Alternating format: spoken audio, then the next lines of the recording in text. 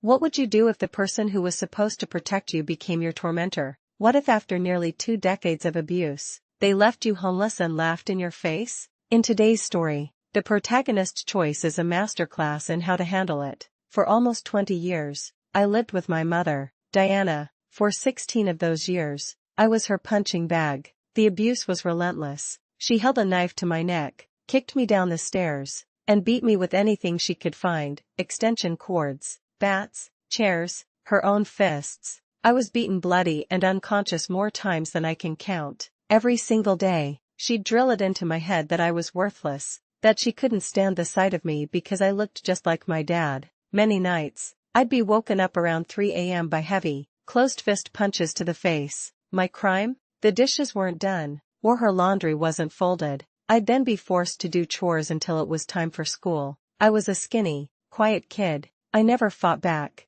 Teachers and family just looked the other way. My only escape was school, but I did horribly. I was more focused on finding anyone who would like me than on my actual schoolwork. My freedom was non-existent. The front door had a deadbolt, and I was never allowed a key. A couple of times I called the police, but they always believed her denials over the word of a skinny kid. My only form of resistance, my only sliver of power, was petty and secret. I found a dark satisfaction in making eye contact with her as she ate food from a spoon I'd rubbed between my butt cheeks, or when she'd sip the special homebrew Lipton tea I made for her. These small acts of malicious compliance usually earned me more punishment, but they were all I had. When my 3 younger siblings were born, she treated them better, and the abuse towards them was less severe. It made me feel even more alone. I never really connected with them because they were always with her, and I did everything I could to avoid her. The final straw came after I'd managed to move out. She had lied to me, promising a place to live if I went to college. When that fell through,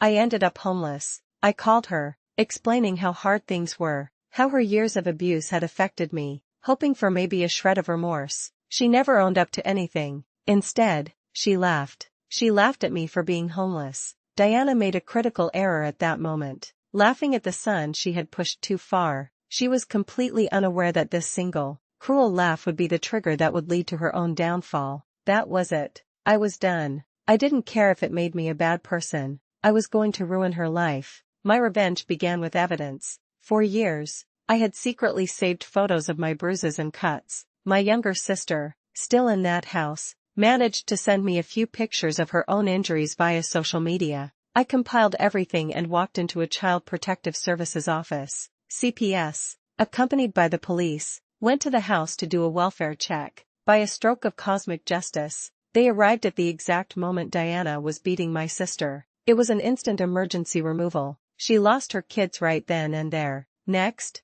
I contacted her employer. I knew for a fact she had lied about her degree, because I was the one who wrote all her resumes. A few days later, she lost her $75,000 a year job and was blacklisted from her field. This reveals Diana's greatest fatal flaw, her arrogance. She built her entire life on a foundation of lies, never believing for a second that the son she dismissed as worthless held the power to bring it all crashing down. For good measure, I deleted every single email account and online profile I had ever created for her. While her life was imploding, mine was slowly, painfully, being rebuilt. I swallowed my pride and moved into a homeless shelter in my city, one specifically for people with jobs who were trying to save money. For the first time, I created an action plan for my life, mapping out my goals. For years, I hadn't even planned on being alive this long, always wishing my mother had just finished the job. But now, I'm starting to get curious about what I'm capable of. I've been able to visit my younger siblings,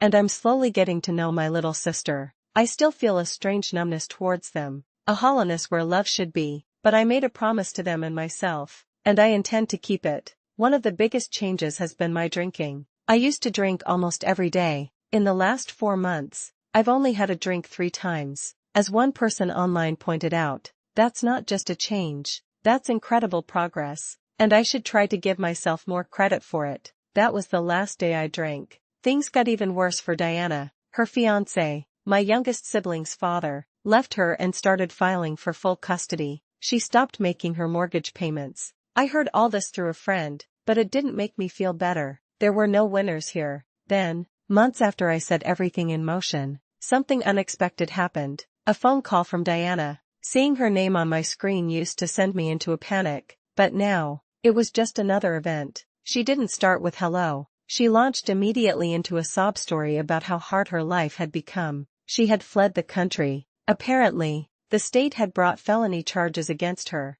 and she'd skipped town to her home country in South America. In what she likely saw as a clever escape, Diana was actually sealing her fate. Leaving the country with active felony charges against her was a foolish decision, turning her from a defendant into a fugitive and guaranteeing far more severe consequences if she ever returned. Listening to her was surreal. It was like talking to a stranger. She complained about the money she was losing, about how her life was ruined, and then she had the audacity to bring up my siblings. She said she missed them, complained about how this would mess up her taxes, and then tried to convince me to go to her caseworkers and lie for her, to tell them she never abused any of us. After everything, that was it. I cut her off. Do you remember? I asked her. When I used to make iced tea for you all those years? She was confused but said yes. I paused, then slowly, I told her everything. I told her how I always put way too much sugar in it, knowing she'd never notice. I told her how I'd wait until after dinner to shower,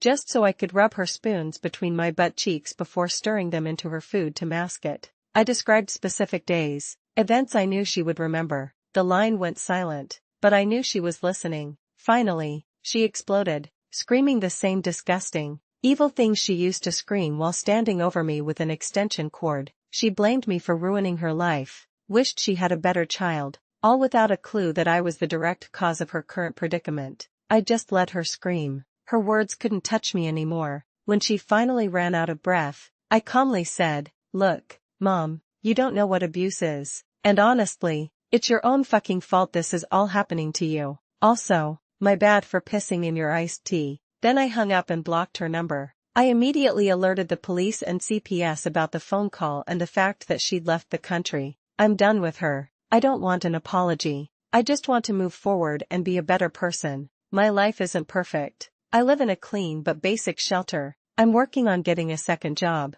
And my camera, my key to a professional photography career, was stolen. But I have a plan. I'm not just withdrawing into my art anymore. I'm working on myself first, giving my future self the tools I need to make my dreams a reality. As I once told someone online who was inspired by my story, I believe I can be someone great one day who inspires others to keep trying. I need to be able to show them as well as myself that you can become whoever you want to be. You just have to want it badly. You have to keep getting up every day even when you don't want to, because at the end of the day you have a choice. You always do. I wish none of this had happened. I wish I had a real family that loved me, but wishing doesn't change the past. Her life is still getting worse, but I'm no longer an active part of it. My revenge is complete. This story teaches us a powerful lesson, best summarized by a commenter on my original post. Living well is the best revenge. The greatest victory wasn't just watching my abuser's life crumble, it's that I'm reclaiming my own,